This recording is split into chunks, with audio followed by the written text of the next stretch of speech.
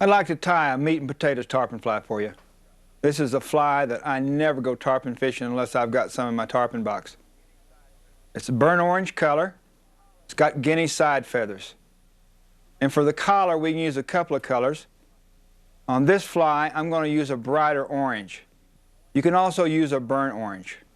We're going to use some orange crystal flash, orange saddle hackle, fluorescent orange flat wax nylon for the thread. I'm going to tie this fly on a TMC 800S. You can also use a 34007. Let's get started and let me show you how to do it. Put a jam knot right behind the eye of the hook. Clip off the tag end and proceed back to the bend of the hook.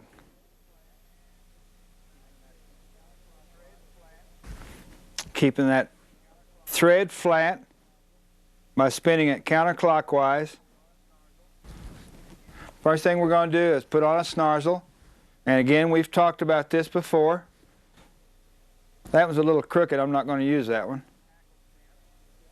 This is a trimmed hackle stem. Put it right on top of the hook shank and just tie it down. Come back here about 1.5 times the hook shank length. Clip it off. Okay, let's put a little crystal flash on. About 3 or 4 strands will be enough.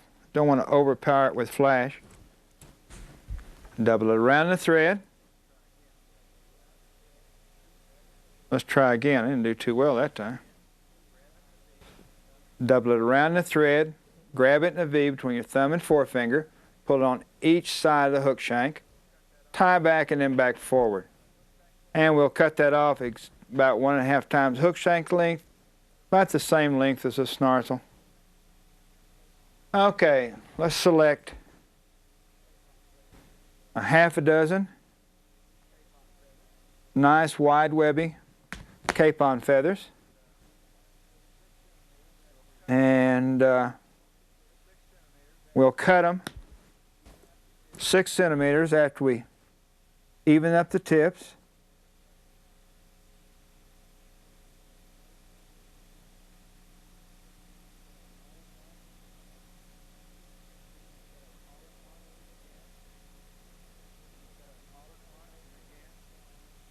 And we'll cut them all at once. And again, we're going to cut these 6 centimeters in length.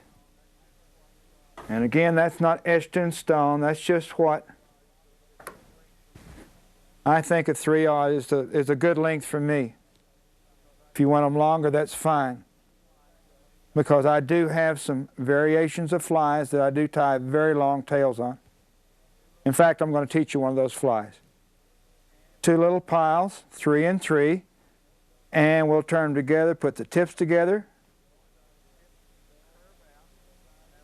Where those tips curve out, and that'll be the dull side of the feather to the outside, right on top of the hook shank, and just a couple of wraps. Now just lift up on all those feathers, and as we tie back, we're going to loosen or reduce the thread pressure. And as we go forward, we're going to increase the thread pressure. Okay, one thing you want to look out for is when these tarpon hooks are sharp, they'll cut thread like crazy, and that's exactly what I did. So what I'm going to do is I'm going to unwrap this a little bit. I'm going to come in here, I'm going to take my scarred thread out of the way. I'm going to come in here and throw a little loop in there. Put a new jam knot on there. And come in here and just cut that frayed section of thread out. Okay, and again, we're going to take half of these feathers, 3 of them, pull them out and down, and the other side out and down. Grab everything, feathers, snarzel, and everything, and just wiggle them upward. And you usually get a real nice splay.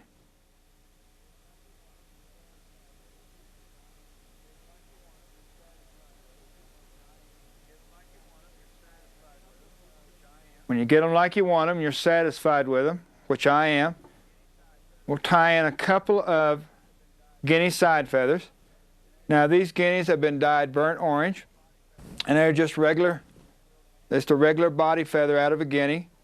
And we'll tease them back, cut them to the length as such, and we'll trim the fibers off on each side where they'll hold better.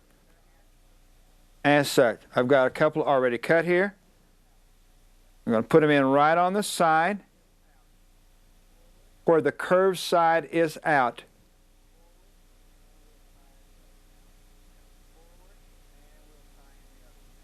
Come forward and we'll tie in the other one.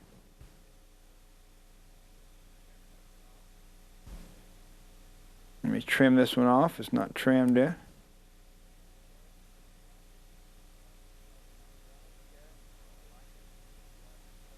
Let me look at it and see if I like it.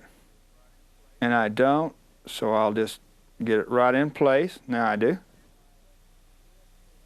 Take a little Flex-Cement and apply it to the thread wrap. Now this Flex-Cement is real thin, so it goes in pretty quick. That's something I really like to do, is keep the Flex-Cement thin. Okay, we'll grab some orange saddle. And for collars, I really like dyed saddle feathers. We'll choose a couple that have some nice fluff and have some web to them.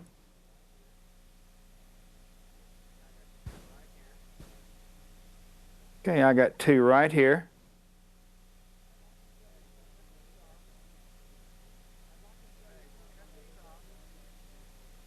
Okay, we'll cut these off.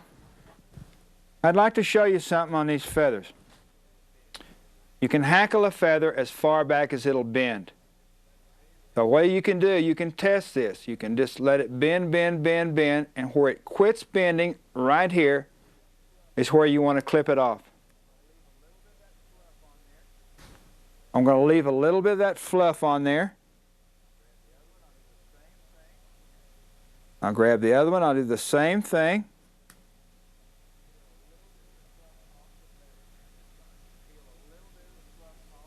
Okay, I'm just going to peel a little bit of the fluff off the feather. And we'll just tie it in like we would any hackle, with the exception we're going to get it started hackling already. Come forward. Okay, I'm going to run my little bobbin cradle around there. I'm going to cement this area.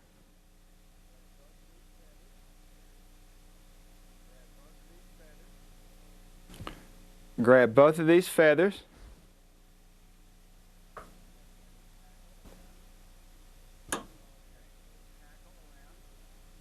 Okay, and we'll just hackle around.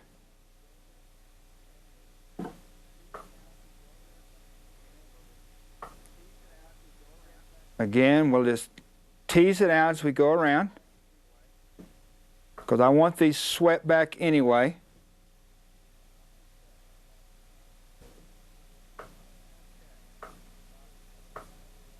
Okay. Get my bobbin cradle out of the way. Clip the tips off. Close. Now I'm going to sweep these feathers back with my left hand, and I'm going to overwrap them because I want them swept back just like that. I intentionally chose two feathers that were a little long where I would get this appearance of going back. Okay, you want to keep that bobbin real close to the hook shank. Come forward a little bit. Now we'll create that nice taper. One thing you want to do is keep spinning that thread and keeping it flat. And you can see it when you spin it and it flattens out. Again, we'll climb this hill of thread that we have. Want a nice smooth taper, and we'll go down maybe 3/4 of the way. Flatten our thread again, shorten it where the tip of that bobbin is real close to that hook shank. Come back up. Nice smooth taper. This time almost all the way down. All we want to do is have room for our whip finish toward the eye.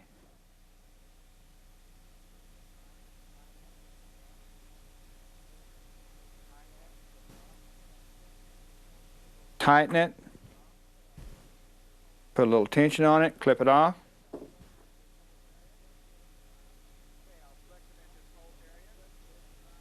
Okay, I'll flex cement this whole area. And when that flex cement's dry, we'll epoxy the thread wrappings and make that fly almost indestructible. This is a fly that I think is very important for any tarpon fisherman to have. It's a wonderful color.